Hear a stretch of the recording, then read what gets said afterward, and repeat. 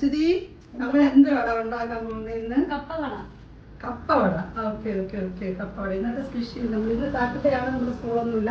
അപ്പോൾ ഞാനും അശ്വതിയും കൂടെ വന്ന് കിച്ചണിലോട്ട് കയറി. അപ്പം നമ്മൾ കപ്പവട ഉണ്ടാക്കുന്നു. കപ്പവട ഞാൻ അങ്ങനെ കേട്ടിട്ടില്ലടാ, അത് നോക്കിയാൽ അതിൻ്റെ റെസിപ്പി എങ്ങനെയാണ് അതിൻ്റെ? നമ്മളിവിടെ കപ്പ വേവിച്ച് വെച്ചിട്ടുണ്ട്. ഒരു കിലോ കപ്പയാണ് ഇത് ചെയ്യുന്നത്.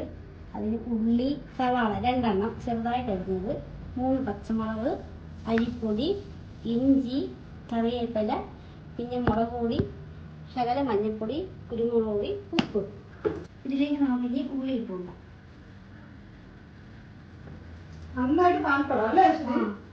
പച്ചമുളക്, കറിവേപ്പില, ഇഞ്ചി, ഉപ്പ് ആവശ്യത്തിന്. നമ്മൾ മരിച്ചിരി വേവിക്കുമ്പോൾ ഉപ്പിട്ടാണ് ഉപയോഗിക്കുന്നത്. കുരുമുളക് പൊടി, മുളക് പൊടി, മഞ്ഞൾപ്പൊടി ചേർത്ത്. ഇത് ശരിക്കും എന്താ പേര്? കപ്പവട, മരിച്ചീനി വട. ഇത് ഞാൻ കേട്ടിട്ടില്ല അശ്വതി, ഇതങ്ങനെ സ്വന്തമായിട്ടുള്ള ഒരു പ്രിപ്പറേഷനാണോ?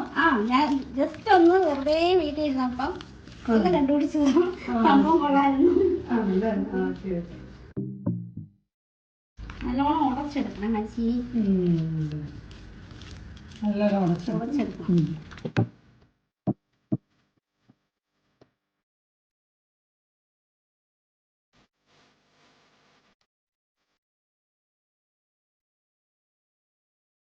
ഇതിലേക്ക് അരിപ്പൊടി മിക്സ് ചെയ്യാം. അരിപ്പൊടി മിക്സ് ചെയ്യണം അല്ലേ? 1 കപ്പ് അരിപ്പൊടി, 1 കിലോ മരിച്ചിരിക്ക് 1 കപ്പ് അരിപ്പൊടി. അത് ക്രിസ്പി ആയിട്ടിരിക്കാനാണ്. മരിച്ചിരി ലൂസാവും. കുറച്ച് കട്ടിയാവാൻ വേണ്ടിയിട്ട് നമ്മുടെ മീൻ ഫ്രൈയുടെ പൗഡർ ചേർക്കുമെന്ന് തോന്നുന്നു. കാരണം മീൻ ഫ്രൈ ആയിക്കൊണ്ടിരിക്കുന്നത് അതിൽ ചെറിയ ഡിസ്റ്റർബൻസ് ഉണ്ടാവും. ഈ പരുവത്തിൽ കഴിഞ്ഞാൽ നമ്മൾ മരിച്ചിരി ഈ ഒരു പരുവത്തിൽ നമ്മൾ എടുക്കണം. ജസ്റ്റ് ഒന്ന് കയ്യിൽ ഇങ്ങനെ ഒട്ടണം അല്ലേ? ഓക്കെ.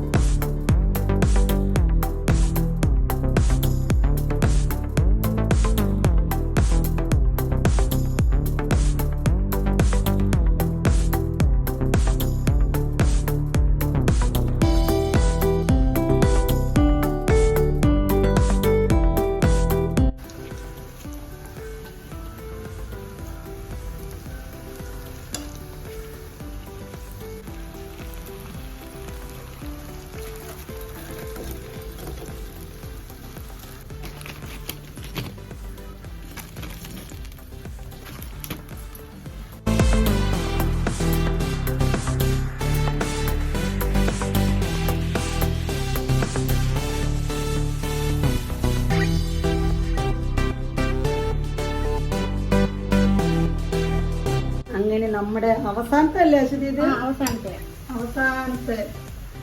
അയ്യോ, പേര് പറഞ്ഞതില്ല. കപ്പവട റെഡി ആയിട്ടുണ്ടല്ലോ. ഇതേ നല്ല ഭംഗിയായിട്ട് 2 രസമുണ്ട് കാണാൻ. സാധാരണ വടയേക്കാളും ഭംഗിയായിട്ട് ഇരിക്കുന്നത്. സൂപ്പറായിട്ടുണ്ട്.